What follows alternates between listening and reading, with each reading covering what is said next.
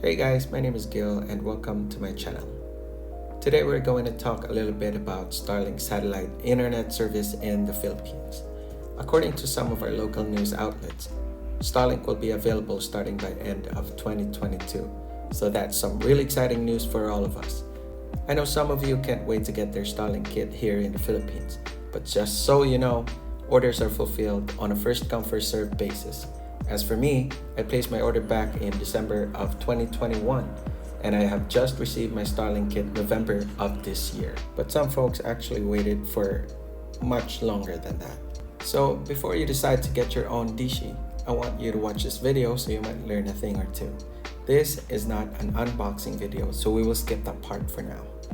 Okay, so here is my Starlink kit. We're here in Cebu, Philippines, and I will show you how my setup looks like, and we will run some tests to see if the rumors are true and check how well it will perform on the side of the planet. And so I got the second generation rectangular design Starlink satellite dish.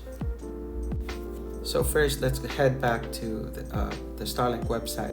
You'll see that you can check the availability depending on which country you're from.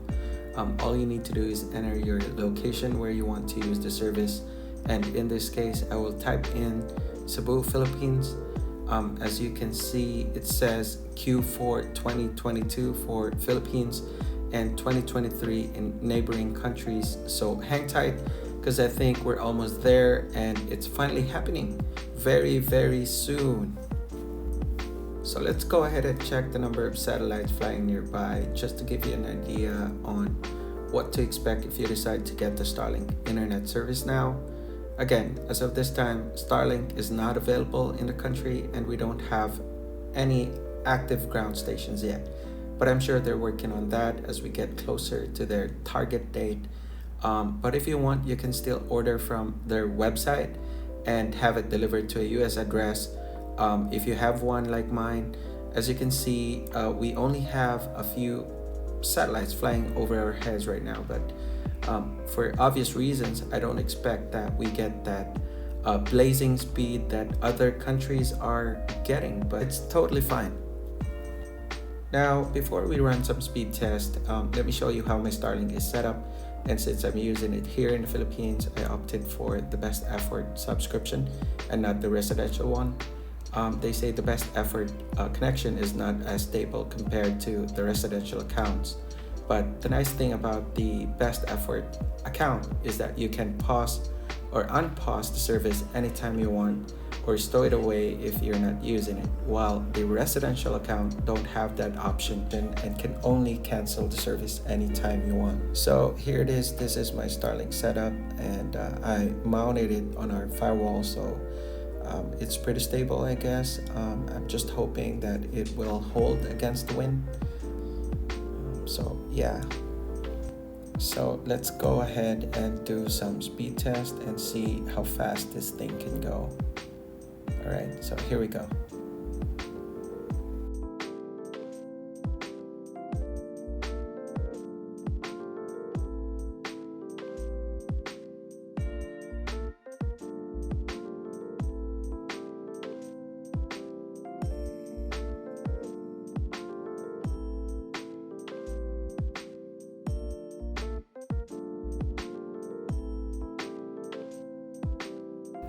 It's not what I expected, but it's definitely faster compared to a lot of internet service provider in the Philippines, considering you're getting your connections from a satellite. So it's pretty amazing actually.